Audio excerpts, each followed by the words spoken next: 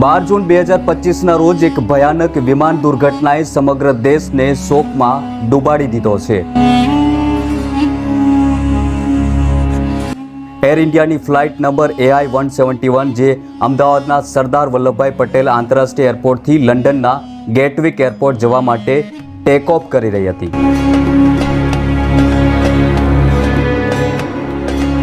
તે ટેકઓફની થોડી જ સેકન્ડોમાં મેઘાણીનગર વિસ્તારમાં ક્રેશ થઈ ગઈ હતી. આ દુર્ઘટનામાં 265 લોકોના મોત થયા હોવાના અહેવાલ મળી રહ્યા છે.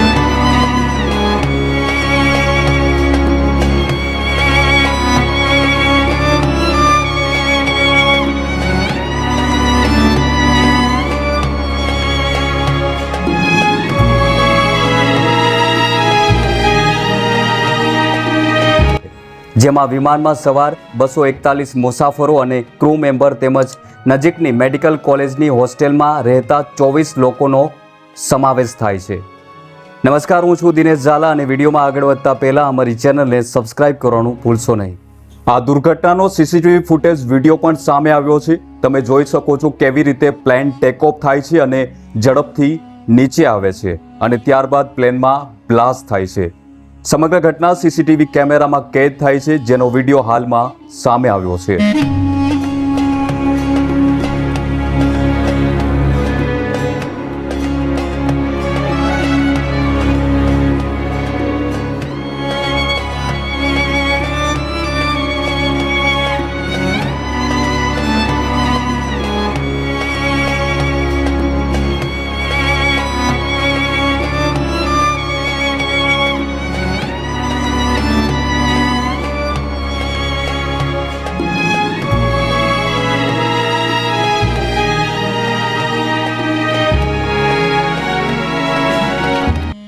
આ ફ્લાઇટના કેપ્ટન સુમિત સાબરવાલ હતા અને ફર્સ્ટ ઓફિસર ક્લાઇવ કુંદર હતા. સુમિત સાબરવાલને 8200 કલાકનો ફ્લાઇટ ઉડાવવાનો અનુભવ હતો, જે તેમને એક અનુભવી પાયલટ બનાવે છે, જ્યારે ક્લાઇવ કુંદરને 1100 કલાકનો અનુભવ હતો. બંને પાયલોટોએ ટેક ઓફ દરમિયાન મેડે કોલ આપ્યો હતો, જે દર્શાવે છે કે તેમણે ખતરાની ગંભીરતાને સમજી લીધી હતી.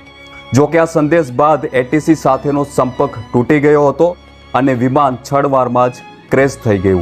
આ ભયાનક દુર્ઘટનામાં વિમાનની સીટ નંબર 11A પર બેઠેલા બ્રિટિશ નાગરિક વિશ્વાસકુમાર રમેશ ચમત્કારી રીતે બચી જાય છે. તેમની સારવાર હોસ્પિટલમાં ચાલી રહી છે, જ્યાં ડોક્ટરો તેમની સ્થિતિ પર નજર રાખી રહ્યા છે. આ ઉપરાંત ડોક્ટર હોસ્ટેલમાં લંચ કરવા ગયેલો એક યુવક બીજા માળેથી કૂદીને બચી ગયો હતો, જેની માતા રમીલાબેન દ્વારા આ માહિતી આપવામાં આવી છે. સોશિયલ મીડિયા પર આ ઘટના અંગે ચર્ચાઓ ચાલી રહી છે અને આ દુર્ઘટનામાં મૃત્યુ પામેલા લોકોની તસવીરો સામે આવી રહી છે. જેમ કે એક્સ પોસ્ટ પર કરવામાં આવેલી માહિતી અનુસાર નંગથોઈ શર્મા, જે મણિપુરના થોબાલ જિલ્લાના અવંગ લેકે ગામની રહેવાસી હતી, એક સામાન્ય પરિવારની દીકરી હતી, જેનું સપનું એર હોસ્ટેસ બનવાનું હતું.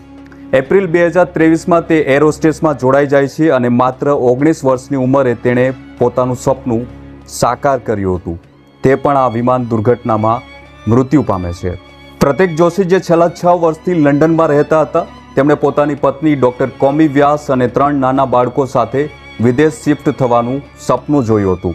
ડોક્ટર કોમી, જે ઉદયપુરમાં પ્રખ્યાત ડોક્ટર હતી, 2 દિવસ પહેલા નોકરીમાંથી રાજીનામું આપ્યું હતું. ગઈકાલે સવારે પરિવાર ભરપૂર આશા અને ઉત્સાહ સાથે વિમાનમાં ચડ્યો હતો અને એક સેલ્ફી લઈને સંબંધીઓને મોકલી હતી, પરંતુ એક રસ્તાની યાત્રા તેમના માટે છેલ્લી સાબિત થઈ ગઈ. અમદાવાદની આ વિમાન દુર્ઘટનાએ ન માત્ર ગુજરાત પરંતુ સમગ્ર દેશને હચમચાવી દીધો છે. બ્લેક બોક્સની તપાસ અને નિષ્ણાતોની સમીક્ષા પછી જ આ દુર્ઘટનાનું ચોક્કસ કારણ જાણવા મળશે. હાલમાં રાહત અને બચાવ કાર્ય ચાલુ છે અને સરકાર તેમજ એર ઇન્ડિયા પીડિતોના પરિવારોને ટેકો આપવા માટે પ્રતિબદ્ધ છે. મિત્રો, આવી વધુ રસપ્રદ સ્ટોરી જોવા માટે અમારી ચેનલને સબસ્ક્રાઇબ કરવાનું ભૂલશો નહીં. સાથે જ તમારા મંતવ્ય કમેન્ટના માધ્યમથી જરૂર જણાવજો.